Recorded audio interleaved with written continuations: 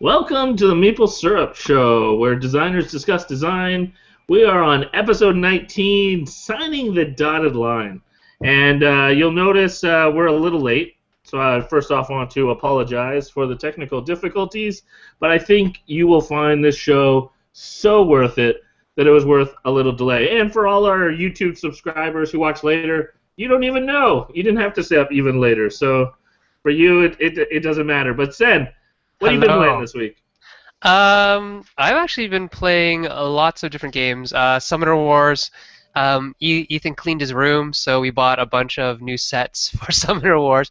That Nice. is how I game dad my kids. I bribed them with expansion sets for their favorite games. Also, with the kids, we've been playing a lot of Jacques Zamet's games Mm, from Dremesier Spiel, Cockroach Salad, Tarantula I Tango, love those games. Cheating Moth. All Mm-hmm. those games. The kids love them. They were in their stockings for Christmas. They made the perfect stocking stuffer. And oh yeah, Colby Dosh is obviously the designer behind Summoner Wars. That was Ethan's Christmas gift last year. It's his favorite game, so he really likes the asymmetrical forces. How uh, Colby really simplified miniature warfare into no miniatures at all, which is cheap for my pocketbook, which is awesome. So a new army basically costs like $9, and then the simplification of the war game into uh, you can move three things. Each thing only moves two spaces each, and those are the basic rules.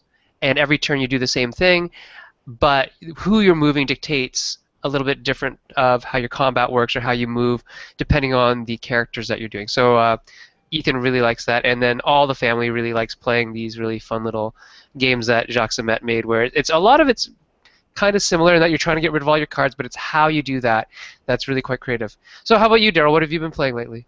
Yeah, absolutely. It's funny.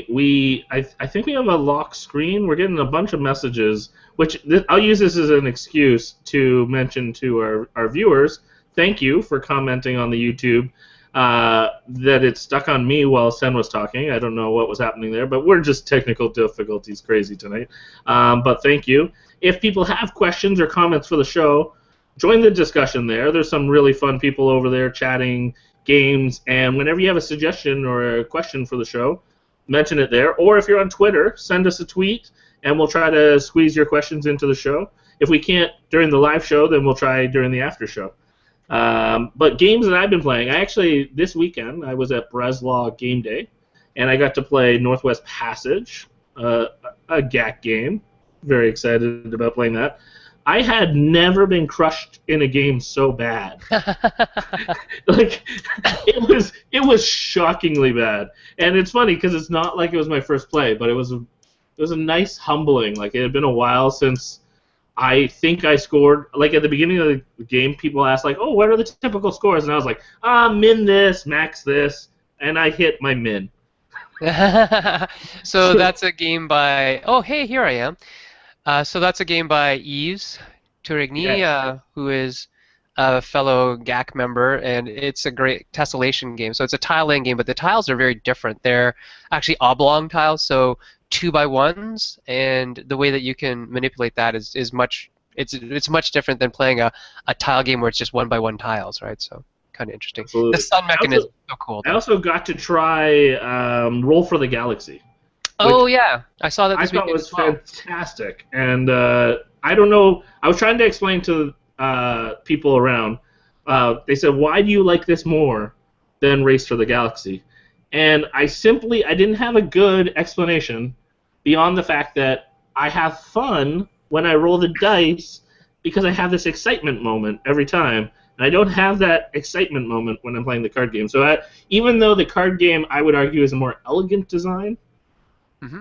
the dice are just fun. It just works, and so I find it really clever, especially this assigning a dice. I find that's a really interesting way to mitigate the luck of the dice that you can choose another dice to command or set an order. So So that was a game that Tom Lehman worked on with somebody else, right, Daryl? Do you remember that? yes, I do, but don't get me trying to say names. That is exactly why I did that. That's exactly why I did that. Okay, come on, say it. Let's butcher. You can No, go ahead. no, I can't. I know there's a Q and a W in the last name, and I don't even want to try because I'm gonna see him at the gathering of friends, and he will crush me in games because he is actually a fantastic player of games. But yeah, so I got to play those. I'm trying to think what else I got to play. I did play a bunch of games this weekend, but that's probably enough because we want to jump into our content. Because not only do we have David Short, one of our favorite designers, who's just pumping out the games the last couple of years, and we're talking big and small, some fantastic designs. But we also, and so some of those would be like Ground Floor, Planes. He's got Bomb Squad coming out next year, things like that. But we also have Chris and Suzanne from Cardboard Edison, and we thought we had some technical difficulties, and then we realized we really want to keep Cardboard Edison really mysterious. So they're just going to be an audio feed. So you just don't know who is Cardboard Edison. I don't know if they're unmuting themselves or not. They could So they both unmute have yourselves. to unmute. There you go. Hi, David. Hey. Hello. And I don't know if Cardboard Edison is able to do that. Yeah, they're going to be really mysterious if they're on mute and no video. Hey, there we go. Cardboard Edison. Is Chris and Suzanne there? Well, it's Chris. Suzanne. Suzanne is going to be with us in just a moment. Okay. Perfect. So let's get the ball rolling. Oh, by the way, the designer is Wei Huang. There's no Q in there. Say that. There's no Q. No it Q. feels like a Q should be in there. And yeah, he's an awesome gamer. So let's start. We're talking contracts today. David, for those of you people out there in Google Hangout land who don't know the games that you've produced and designed, let the public know. What have you done? My first game was Ground Floor, quickly followed by Skyline, and then after that was a tiny micro game called Cypher from AEG. Yeah. And then Yardmaster Express just came out, and Planes. Right. So now, Skyline came out with Ground Floor. Is that correct? Mm-hmm. But you can get them separately. Yeah, definitely. Okay, and so you signed contracts with 3 companies, right? Just right there. That's 3 very different companies. That's incredible. Yeah. And have you signed any contracts with anybody else other than TMG, Crash, and AEG? No. Not yet. No, Not yet. There's games with publishers right now, but no, I have not signed on the dotted line to keep with the theme here. Yay! Okay. Says the name of the show. Yeah, Beautiful. There you go. And Christopher and Suzanne out there in Cardboard Edison land, you guys have a game out as well, correct? That's right. Can you hear us? We have one game. Yeah, can you hear us? Yeah, perfect. Yes, that's right. Yeah, our first game, it came out earlier this year. It's a 2-player real-time card game called Tessin. Okay, and is that a game that you had to sign, or did you kickstart it yourself and produce it yourself? No, we found a publisher. It's put out by Van Ryder Games. Right. You might recognize Van Ryder. They had a very successful Kickstarter for a solo game earlier this year, Hostage Negotiator. Okay. And Tessin was the first game that Van Ryder put out from an outside designer. The first game was also designed by AJ Porfirio, who's the main guy at Van Ryder. Okay, and that's a neat kind of segue to your games, David, from Hostage Negotiator to Bomb Squad. Right. So, what's with the weird, violent kind of cop theme there going on? What do you think? Well, we actually had a publisher turn us down because it was quote unquote too violent. Really? Which I thought was interesting. Yeah. Huh. That's really neat. Yeah, I was shocked. Yeah. So. Well, I'm glad you found a home because it was a really it's an interesting game. So that's with you and Dan, right? Dan Keltner? Mm-hmm. Yep. Excellent. And how does it work when you're signing contracts? Because we're talking about contracts today. When it's the two of you signing versus when it's just one of you. What do you think the differences were? Really, the only thing is just like during the game design, you still both have to come together and agree upon the contract together, and obviously the royalties are split, and advance copies and those sort of individual things that happen on the contract. But other than that, there's not too much different going on with the dual designers on a contract, at least from my perspective. Mm-hmm. Absolutely. I'm just going to jump in. Actually, the chat. There's lots of hellos and such that I can't say all the hellos for everyone, but I will say that Tessin got the shout out on YouTube super quick. Lots of people saying lots of positive things on the chat for Tessin. So I'm excited about that because I don't really know anything about it.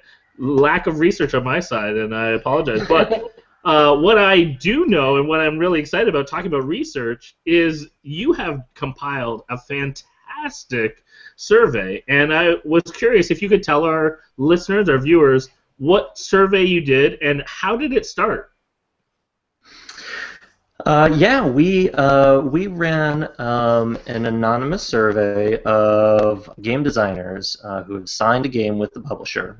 We ran it last month over the course of December, and the survey was about the terms of licensing contracts.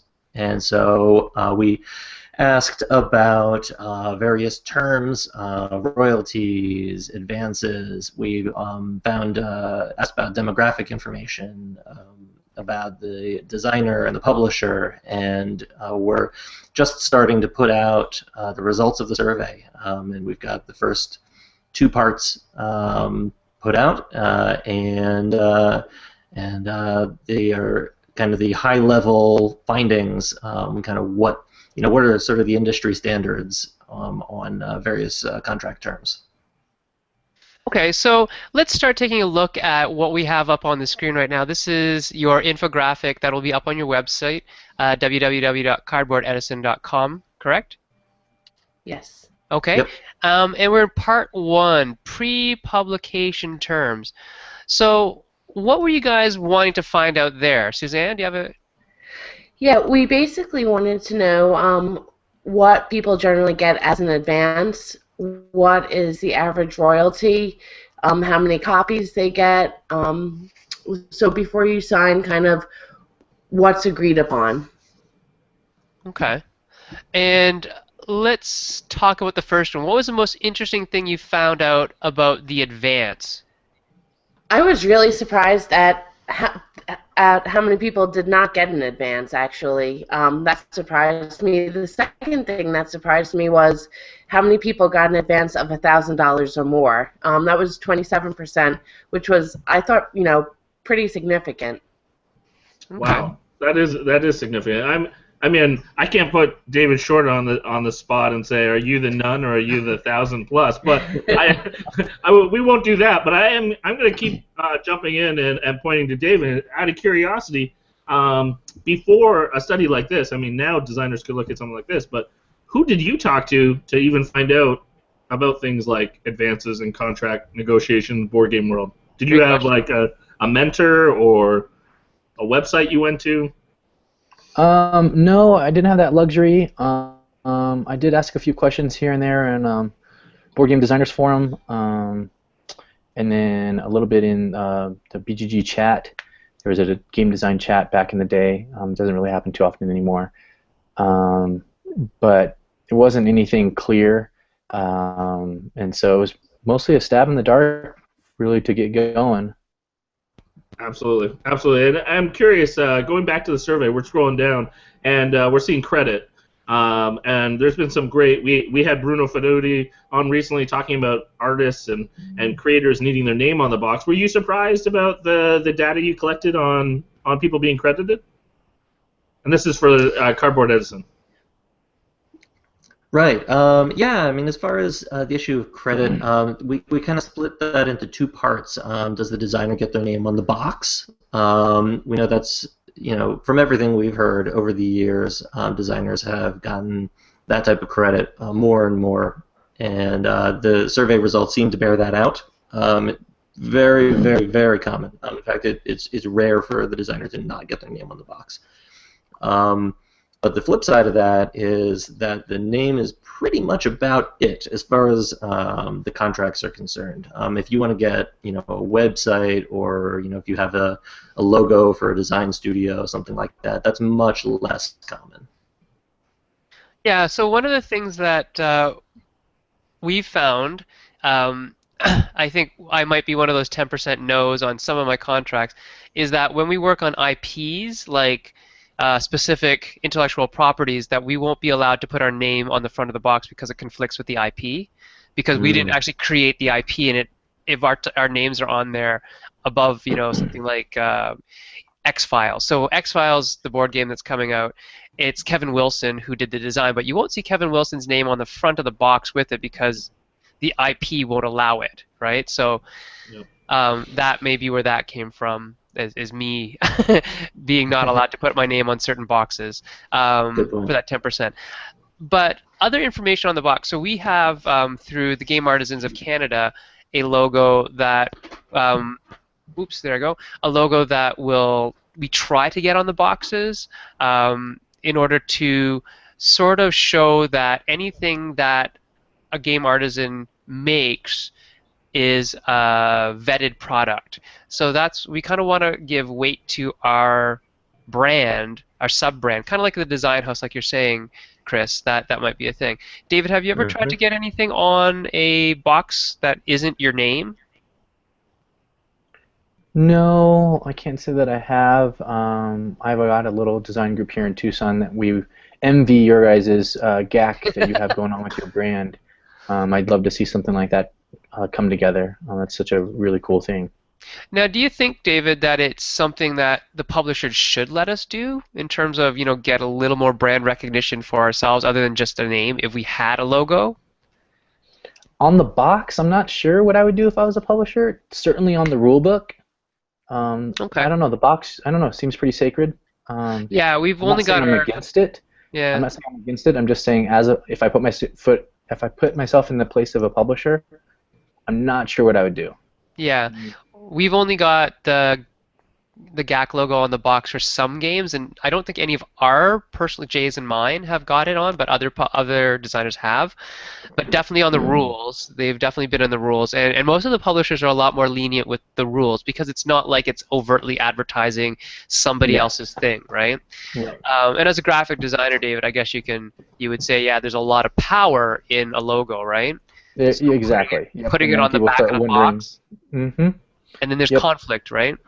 Exactly. So then it starts diluting the actual brand of the publisher as well, because then you have two different focuses. Right. Excellent. All right, we're going to go down here. We're off the design credits. Oh, good question. Creative control. Daryl, I'll hand this one over to you. Yeah, well, I love this question because I was so scared of this on my first design. I remember initially you sign a game and you're like, I have no idea who's going to do the art and what it's going to look like or anything like that. So this was a fantastic question.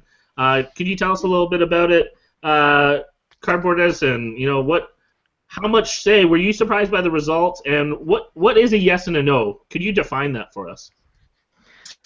Sure, good question. Yeah, I know that I personally, I was a little bit surprised that the percentage of yes, that there's some level of creative control was as high as it was. It seems to be sort of like, the general thing that designers are told are that once you sign it to a publisher, that's it. It's out of your hands, and everything is going to come down to what the publisher wants to do. But there's a small percentage of designers that they're able to get in the contract where they have some kind of control. So the way that we put the question together, it's basically just looking for the bare minimum, just some kind of say. It could be, that you get to keep the name of the game as you wish, and the publisher is not going to change it. It could be something more involved, having a say in the design or the graphic design. But the idea is that it's sort of just a bare minimum, any kind of say. Right. Yeah, no, that's a fascinating question. I've been spoiled because I didn't in my contract have creative control, but I worked with publishers that worked with me and were very open dialogue, and I was quite happily surprised by the process. But I'm curious with you, David. You've worked now with 3 publishers. What was the creative control like in those environments? As much as you can say.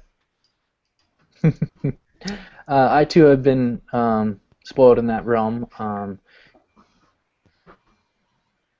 I'm a designer, and I certainly push for what I believe in and what my vision is, and I try to lay that down. And I feel like I have a lot of investment, obviously, in the project, and I know the project best at least during the point of signing. And so I've been lucky to be able to help out quite significantly in all of my projects. Cool. So let's move on to the next question, which is non-infringement. And the question that Cardboard Edison posed to the people who filled out the survey is, does the designer have to anywhere sign off on something that says they aren't infringing on anyone else's intellectual property rights when they sign over the game and the properties of the game to the publisher? David, did you have to sign that to indemnify the publishers from any copyright infringement? Yeah, that's been in every contract that they require that I'm not stealing anybody's ideas or any copyright, and so that's been pretty typical in every contract. Yeah, me too. I'm actually surprised at the 30% that had no in there. I'm unsure as to why a publisher would not want to protect themselves from that. Yeah, I was really surprised by that one too. Did you have to sign that as well, Daryl, in your? Yeah, no, I feel like that's it's pretty standard. Yeah. So did you, Suzanne, did you guys actually find out anything as to why the no was no? Mm-hmm. Any specifics on that? That's a really good question. Suzanne had to step away for just a moment. I'm going to apologize for that. But yeah, that's a really good question. We're going to be digging a bit more deeply into the data. I will say that one of the things that it looks like is that some of the publishers that whose contracts are represented in the survey, the newer publishers, first-time publishers, they tend to be less likely to include that term. That makes sense. That totally makes sense. Yeah. I got a question from the audience. I'd love to squeeze that in on the show. We got a little chat going on YouTube. Again, I want to encourage people on YouTube. Let us know your questions. Also on Twitter. But we got this great question from one of our favorite guests. Or viewers, and hopefully going to be on the show next month. Suzanne, 425 Suzanne on Twitter. Look her up. She does great reviews on app games. But she asked the question: do you think that designer status impacts their ability to get influence? Things like a Bauza or Uwe Rosenberg. Did you have a few kind of big designers that replied, and did you see some disparity or some differences between their answers and the masses? We assume we had some large designers respond. It was anonymous, so we can't say for sure. No, but based absolutely. on data and public, private messages, people would say, "Oh, we filled it out." But yeah, it seems like people who have published more games seem to get better deals, actually. When we kind of slice the data, we're able to see that. And they were also much happier with their contracts and more eager to sign with same publisher again. Oh, that's interesting. Cool. That's really kind of cool. And I know I get a yacht in every contract that I sign. Daryl, don't you get that Lamborghini every time you sign? I'm still waiting for it in the mail. Oh, okay. I think it's It's coming. Let's move on to the next one, which is non-disparagement, which is a very fancy way of saying you can't badmouth your publisher. And this was a real shocking one to even. I didn't even think a publisher would put this in a contract, but apparently one person had to sign that.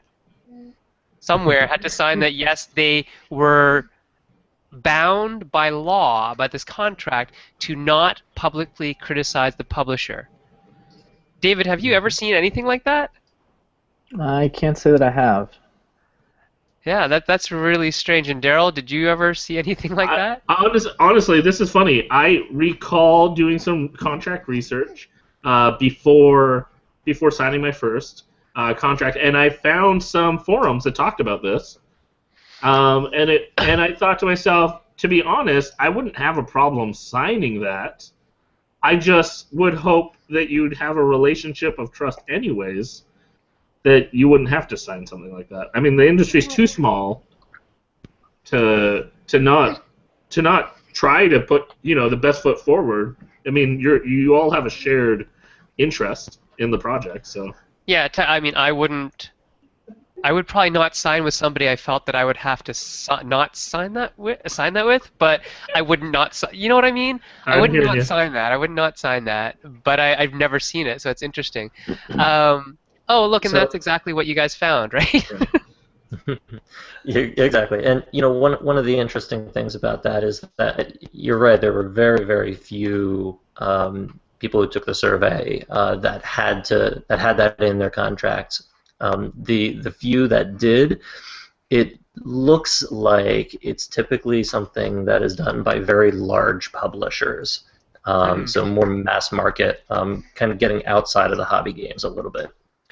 Yeah, and I mean, I can speak to a little bit of that in terms of IP. We can never, ever do certain things to the IPs. Like, we cannot disparage the brand, but it was never against the publisher. It's always against the intellectual property. So I've never signed anything that says you can't publicly criticize the publisher, but I've signed things that says you cannot ever show, this particular person, the character in a story dead or hurt or bleeding or things like that. So I understand it, but it's very strange, very, very strange. Oh, this is kind of interesting here. So tell us a little about your demographics, like who did what. And the other question that we had before you came on is Sen representing all those Asian people? That's the big question. No, I'm just kidding. Start your demographics. Go ahead. Right. So we had a lot. It was primarily people in North America, but we did get a handful of European-based designers. The mix of experience, there was a lot of first-time designers that are represented in the survey. A few that have published more than a handful. We broke it out as 5 or more previously published games before they signed the contract that they're talking about in the survey. We also wanted to find out how recent the contract was signed. And you can see right there, there's kind of like a very, very nice curve going back. Where the biggest chunk of them were very recent, just over the past year, Right. And it kind of declines from there, going back to 2002. That was the earliest that we received a response for. Do you think that has something to do with the willingness of new designers to share this types of information versus well-established designers? Or that we don't know the well-established designers as well? That's a really good question. That's possible. Another possibility is that because we run a blog for the designers, we may have selected a larger portion of first-time designers. Right. Because they're just maybe they're more familiar with our Twitter account or our blog. Right. Okay, moving down. We're on to gender, race, and age. Yeah, this is there's been a lot of discussion about the general makeup of the board game industry and designers specifically, and this kind of seems to reinforce the general image. It's very, very dominated by men. There was only a handful of women designers that we were able to get a hold of for the survey. As far as race, very much dominated by white. And age, almost everybody is in the 30s or 40s. We do have a handful of kind of more experienced, older designers represented as well. Right. It's very interesting. Now, again, I mean, there's selection bias in that you run an English-speaking website and the survey's in English and all that kind of stuff. But I mean, aside from that, it does look very representative of the designer meetups, the designer groups, the designer forums that are North American. So it looks right on to me. Before we go on to the next grouping of things, can you just let everybody know exactly what Cardboard Edison is all about? Yeah, absolutely. So Cardboard Edison is Suzanne and myself, and we're designers. And when we started kind of looking into the industry, we realized that there is so much information out there. There are blogs and podcasts and forums, and there's people are so willing in the industry to share knowledge. But the only problem that we found is that it was very difficult to track it all down. There's so much good stuff, but it was all over the place online. So we started up a blog. It's at cardboardedison.com, and a Twitter account. And the idea is we use that to kind of sift through all of the most useful material for designers and put it all in one place. That's awesome. I also want to give a little bit of a shout out and also ask a question about you. You mentioned you're on Patreon, and that is one of the practical ways that you guys are able to do this survey, if I understand correctly. Could you tell viewers, how they could support? Yeah, absolutely. So just in November, we launched a Patreon campaign, and for people who might not be familiar with it, basically it's sort of like Kickstarter, only instead of for an individual project, it's for an ongoing body of work. So we felt that sort of fit with what we did because every day we're trying to find the useful stuff online, and we've been doing that for a couple of years, and we wanted to expand. There was a lot of projects that we had in mind that we really wanted to do, but to make it feasible for us, we turned to the community and people who have supported us on Patreon.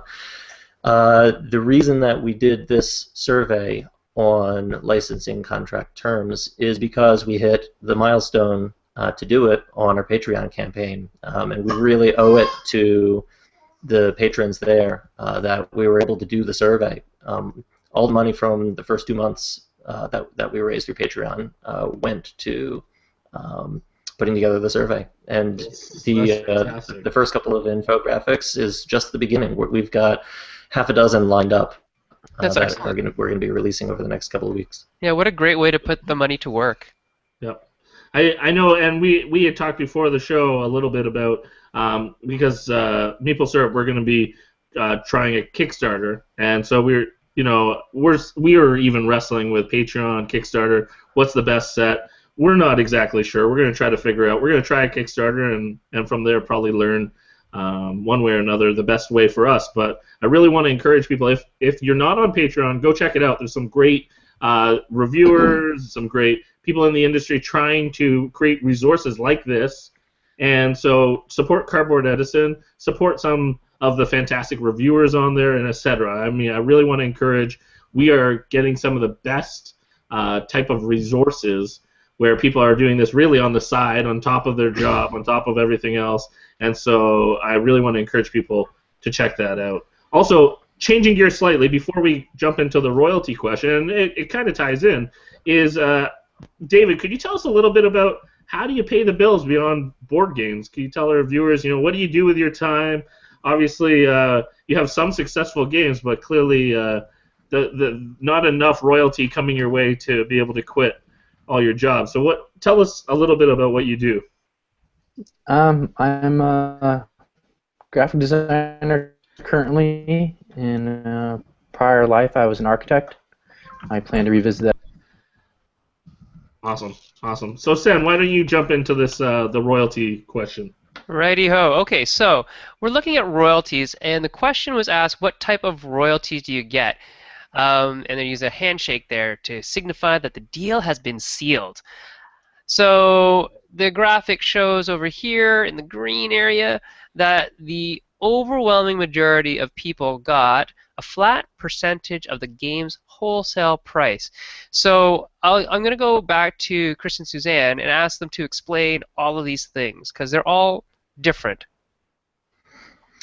Yeah, and we actually, it turns out that there's a wider variety of royalty types than we went into the survey expecting. You know, we knew about the flat percentage of wholesale. Related to that, there's occasionally there'll be a progressive percentage that increases as, you know, the game sells more units.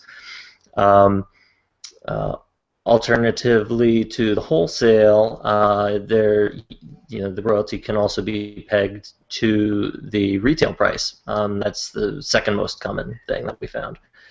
But after that, there's a handful of other ways that it can be calculated. There's profit sharing that shows up from time to time. Occasionally there will be just a flat fee, like a certain amount of money per unit. That was one that we hadn't anticipated, but that got written in a significant number of times.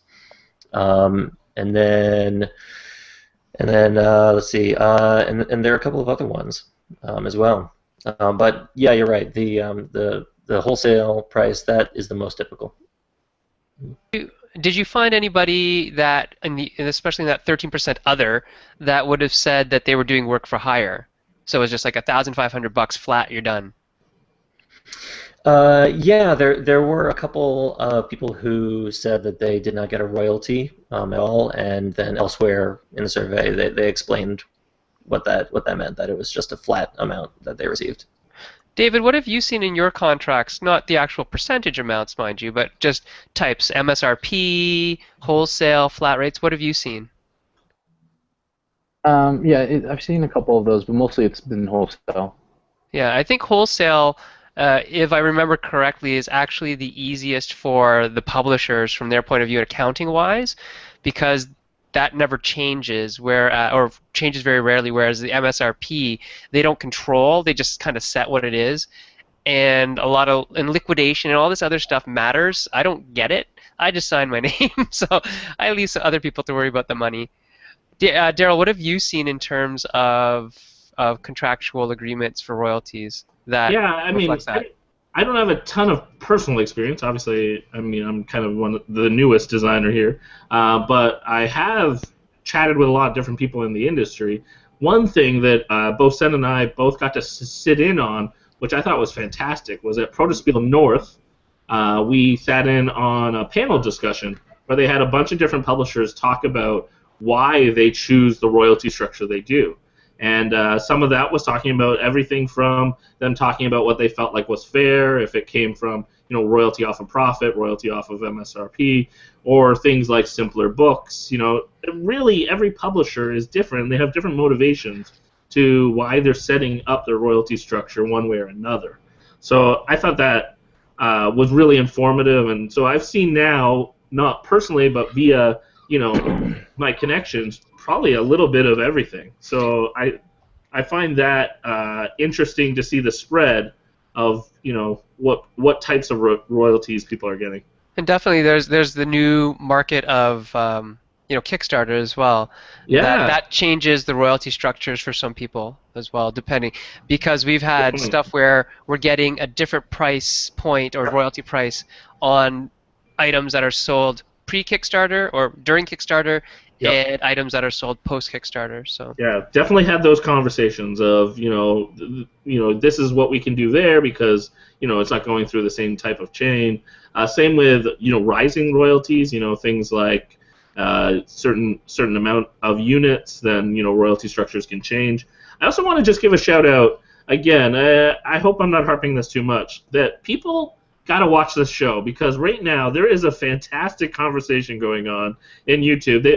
They're following us too, but they're also having this great conversation about inclusivity. When we started talking about demographics, all of a sudden, Aldi's sharing BGG stats, like talking about what the demographics are for there. Bored with Life, a fantastic show. It's the funniest show. Well, them and Shut Up and Sit Down. I was just gonna say, come on. The two of them are like the funniest shows about board games, and they were sharing actually that they have a 90% male viewership, which is sadly better than a lot of what we're talking about here. But I understand why, because they're very inclusive. They have female writers, they have female actors, and the humor is very inclusive. But I just want to encourage, even when we're doing the show, if you are willing to stay up, you can enjoy some really fantastic conversations in the live chat. So I just wanted to give that aside. But let's jump back onto topic.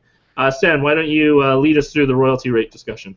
Well, this is looking at, I believe, what the designer's cut is. So Right. I'm going to pass this over to our good friends, Chris and Suzanne. We're good friends now, right, Chris? Absolutely. Absolutely. We go way back. We go way back. So go ahead and let us in on what the graphics are telling us here.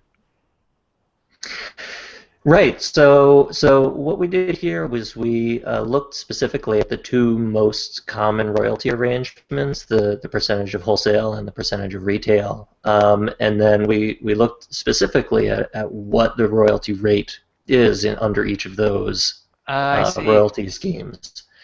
As far as people who got a percentage of wholesale, the majority of the contracts offered a rate of somewhere between 5 and 8%. That's where the bulk of them fall. And then if you look at only the ones that gave a percentage of the retail price, those are typically between 3 and 6%, Right. which makes sense because the retail price is a significant bump over the wholesale price, so you need a percentage that is significantly less than the wholesale. And you end up with roughly the same amount at the end of the day. Okay. And yeah, very few up in this ridiculous level here. Just as a note to new designers, higher percentage is not always better because you have to look at the market penetration of the publisher who you're signing with. If some new publisher that doesn't have a distribution chain offers you 25%, it looks good on paper, but that amounts to 25% of 2 units sold, versus somebody like, say, Hasbro or Mattel, who are offering you like literally pennies per unit, but they're selling 50 to 100,000 units on the first print run, let alone the second or third, right? So do the math, be careful about what you sign, and just don't get blinded by the numbers, because it's like, what is it? It's lies, damn lies, and statistics, right? So. I also want to jump in and really caution. I mean, you're working together, so you want something that's win-win for everyone involved, and so motivation-wise, if you sign something where you're getting a really large percentage, I mean, there is also just like a question of how motivated the publisher is going to be on trying to sell that game. So. And how much money they have to advertise for you, right? So, or market. David, jumping back to you, what have you seen in terms of, not your percentage, but have you done any sliding scales where you get more as the units go up in sales? Yeah. Are you pretty much, yeah? Yeah. And in regard to what Daryl just said, as far as incentive, I agree with that the publisher needs to have some investment as well, which is why publishers who give down payments or advancements is huge, because that means that A, your game's going to come out because they need to make that money back, because so many games get signed and don't even get released. Absolutely. And so A, it's going to get published, or they're going to eat that money, and then B, once it gets published, they're going to want to push it in order for them to A, make their money back, and then start making some profit. Yeah, very good point. There are companies out there that will sign something just to sync it. Yes. It's rare at our level of publishing, not that I'm a publisher, but at our level of the business. But it's happened before, so just be aware of what you're signing. The next graphic goes into how often does the designer get paid. So back to Suzanne and Chris, tell us a little about this. Sure, yeah. I'm going to jump in and take this one. Suzanne had to, we should let the viewers know that she disappeared a moment ago. We have a 5-month-old, so apologies. Oh, She just woke up. Oh This no. is a little bit earlier. Usually we get a little bit longer of a break in the evening. So hopefully she'll be able to rejoin us in just a moment. But yeah, as far as how often do the royalty checks get cut, quarterly is pretty standard, hmm but less often than that. There's quite a few people out there that only get paid twice a year or even annually. right. Occasionally more frequently, but it's usually quarterly or less. Yeah. I've actually never seen anything other than annually, biannually, or quarterly. Yep. Same. Yeah. Interesting. Okay. Rights reversion. Okay, and this is a big one to talk about. Um, This is. and I want to give it actually use this out as well as the shout out because we have an upcoming. I'm trying to see what my upcoming guests are, but I think it's in 2 weeks, February 4th. We actually have Steve Tassi that's going to be on the show, and it's interesting because he's going to be an example of someone who the rights have reversed back to him, and he's re-releasing his game. So I'd love to. I'm going to pick his brain on this one specifically, but I think this is a really fascinating thing with rights mhm. reversion, and I'm curious. While we have David here, what do you think about rights reversion? Do you have any thoughts in your mind of like a game coming back to you, or do you just move on to the next one? I certainly did. Even with my earliest designs, you always want to have that safety net just in case something goes south, or the publisher didn't do everything you thought they were going to do, or the game just didn't go over well and you want to tweak it, or whatever. I definitely had that in mind, and I strongly suggest that people try to fight for that just as much as their royalty, Yep. just in case things don't go as planned. Yeah. Absolutely. Well, and there's a lot of great examples shown here by Cardboard Edison. Like they got very specific, looking at things like what happens if the game doesn't come out, what happens if the publisher ceases to be a business, what happens, after the final print run or stock. So there's some really interesting things there that people can apply this information when they're negotiating a contract to really think through. Where in my contract am I protected if all of a sudden, no more copies are being made? Like what and make sure either like your game's being promoted and being made, or that it comes back to you so you can pursue something else. Right. So a lot of times, I mean, just leave yourself an out. If you have no reversion of rights, you are effectively selling your game for good. And it's Mm-hmm. happened. It's happened to a friend of ours, Oren. This happened to Oren, who's the designer behind Steampunk Rally, which did amazingly well on Kickstarter. Mm-hmm. And so, he's learned his lesson, I guess, and he's, signing with friends, so that's much better. So let's go to Chris. And Chris, tell us a little bit about the asterisks in particular. What's up with that? Right. So those are a couple of cases where we wanted to provide a little bit more information, and we have this information from the survey. And so there are two eventualities that you see in a majority of contracts where the rights return to the designer. The first being that the game doesn't get published, and the second being that the game gets published and then the final print run is done and that's it. And we found out how frequently, or what amount of time is typical in both of those cases. And in both cases, there's a range. It can go anywhere from a year to a couple years to even as many as 5 years, depending on the publisher and the contract. I was curious, and I can't remember from the survey, but did you ask at all about, like, because you have the timeline of once a game is signed to coming out, did you have any timeline of how long it took for the game to get signed in the survey? Yes, Okay. we did. Yeah, we asked can. about how long from when the designer and the publisher started talking until the contract got signed, and Perfect. then again, how long once the contract was signed until it was published. Excellent, because we had some viewers asking about that, so people can look forward to, check out Cardboard Edison website, and you will find more of those data being crunched. Yeah, exactly. Absolutely. I mean, this is not the end. This is just the first 2 of, I think, 6 or 8 different infographics, right? So we're moving on to That's getting the game, which is when do the designers get copies? How many do they get, et cetera, et cetera?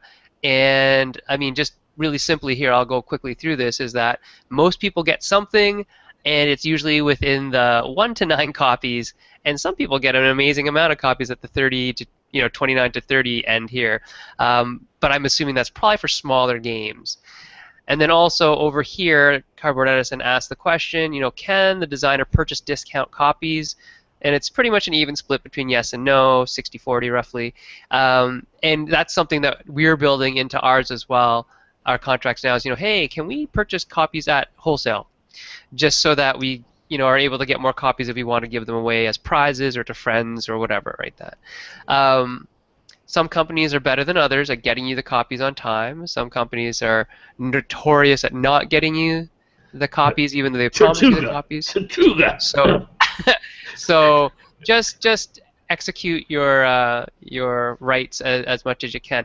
Moving down to international publication, because this one's actually a little more interesting than getting free copies. Oh, free copies are cool, but let's talk about sub-licensing. David, have any of your games been sub-licensed yet? Yes, but haven't come out. Cool. Oh, so should we? So ask? our international viewers, stay tuned. No, I can't. I can't go into it. Sorry.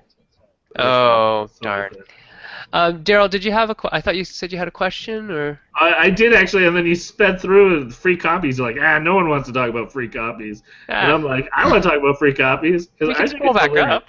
I think it's hilarious because originally when I designed, I just never even thought about that. And then I remember actually having in a contract, not only do I get X amount of copies, but I have to sign X amount of copies. Right, for promotional use. For promotional use. I thought that was the funniest thing I had ever seen in a contract. That was, I didn't know. And also, a real kind of like interesting thing that I had never thought about until I saw with Belfort, which we are getting into licensing, is asking for a free copy of maybe a licensed version, because I thought it was really cool when I saw Belfort in different languages. I was like, oh, I want to, if my game ever comes out in a different language, I want a copy.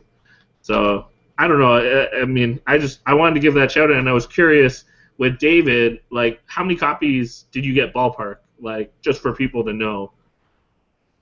For your games. Yeah, the percentages on that chart's definitely lined up with what I. Yeah. I was on the more generous end of those, of that chart. I think it was the page before. Yeah, I was gonna say I would assume that something like Cypher, you probably got a bunch of copies because it's small. Yeah, yeah. A big game like Ground Floor, which is really heavy. Really heavy. I'm sure you're not getting 30 or more of those. Right. Yeah. The smaller games, yeah, exactly. And then, of course, publisher size matters with that. Mm-hmm.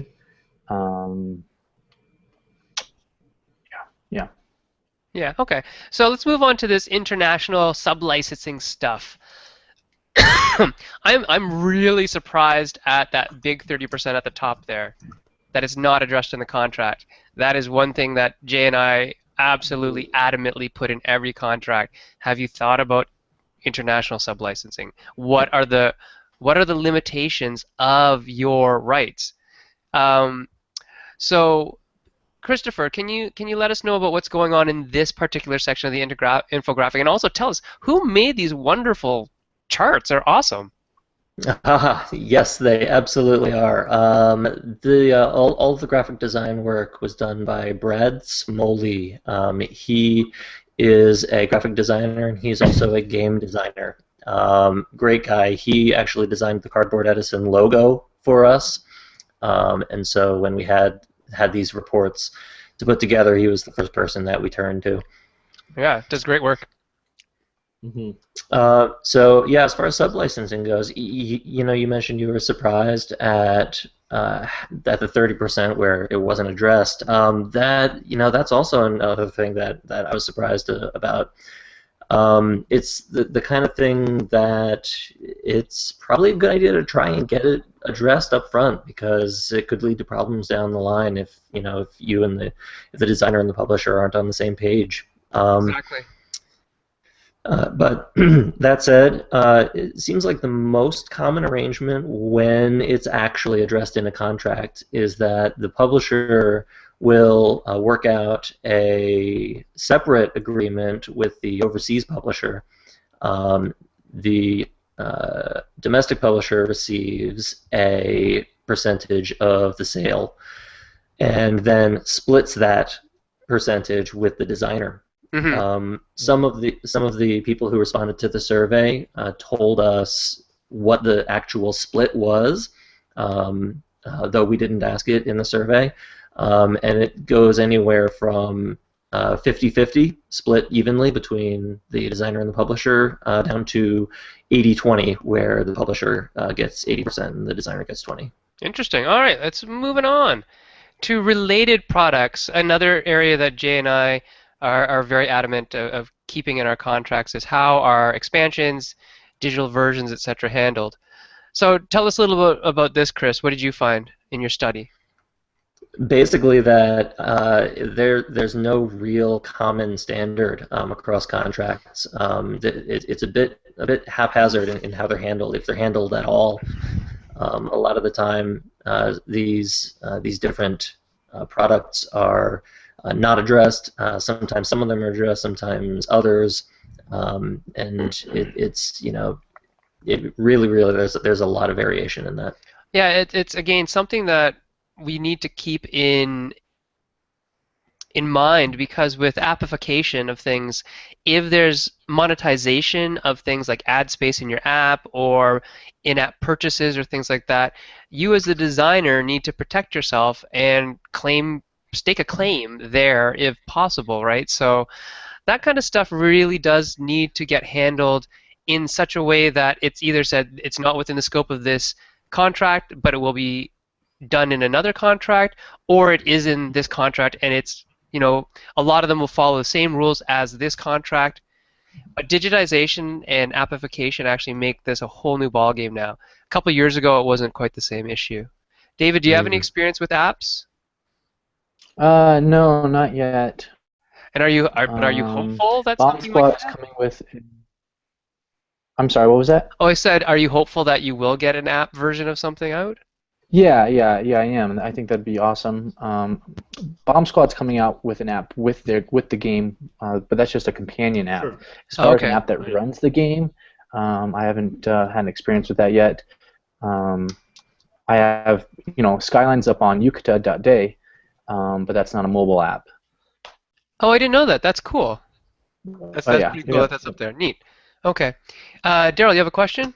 Well, actually, I mean, we're going into promoting games, and I also want to promote something right now, and that is the Nerd Nighters have a fantastic designer contest going on. Yes, they do. Right now. They just announced the 24 participants on tonight's show, and I really recommend people to look up the Nerd Nighters website, see the contestants, see the challenge, and everyone's going to have till, I believe it's February 20th. I could be wrong on that date exactly. It's something like that. There's a discrepancy about when the Canadians are getting their products, right? So. We're always the troublemakers, but we say sorry a lot, so it's okay. But and we are sorry. But it is a fantastic contest that I really want to promote. People check it out. If you're a publisher, maybe consider donating a prize. There's already been a great response, and the hope is to have a fantastic variety of games designed for the contest. It's going to be impossible to choose, but Sen and I are 2 of the 6 judges that get to evaluate. So, yay! Really excited about that. I have no idea how I'm going to have the time to play 24 games, but I look forward to that challenge. Yeah, don't scroll too far down, otherwise you'll get to see Daryl's and my ugly mug too. So just look at the top. Look at the beautiful contestants. Yeah, they're lovely, really they are. Okay, requirements on promotion of the game. Only thing that I found odd with this is that there's that big 80% no that the publisher's not required to promote the game contractually. I think that's kind of implicit in their job. They'd probably want to, but you never know. Some publishers actually do a very poor job of promoting their games. They just kind of put it out there and assume it's going to sell. So it is nice to see that there is some effort, contractually some effort, that I will have to do something. We have contracts that will state, rights revert back to us if there is no reasonable effort to sell this game type thing. And we've had other publishers say, well, what does that even mean? What is reasonable? Is, putting a billboard up on, the side of a giant skyscraper in Toronto, is that reasonable effort? Or is, taking out a one-page ad in Game Trade magazine, is that reasonable? Or is plugging it on Facebook reasonable? What is that? And so I think as the ad space opens for games, as we see that, we're kind of in that, as people will say, quote-unquote, golden age of gaming. Really, it's not. It's really past that. But that's just starting. No. I mean, just in terms of what golden age is, in terms of what that means. But just being pedantic. Sorry. That there's going to probably need to be some definition of what is reasonable in terms of a promotion. Anything that you have to add on that, Chris, before we get back to the question? Just following up kind of on what you said, the reason that question was in the survey in the first place is because it's something that we hear from designers, that they're disappointed with the level of support that the publisher has given their game in terms of promotion. That's really interesting. Yeah. That was where that question came from. It's just even reading online. So I think all of us are probably members of some of the same Facebook forum group type things. And one of the questions that came up today was, does America have a nationwide game designers club guild or union or something? Yeah. And they brought up SAS, which is SAZ, which is a German game authors. They consider themselves authors, game authors association. The GAC, the Game Artisans of Canada, Daryl and I are members of, is more of a let's just design games. But the SAZ is more of a actual what's the word? Advocacy. Group. Yeah, well, an advocacy group, really. Yeah. And they've actually gone to bat against Amazon, the German version of Amazon, to make sure that their names get put next to the games as the author. Oh, I think we've lost somebody. He'll come back. Yeah, maybe he'll come back. All right, so moving on, because we're pretty much done the show.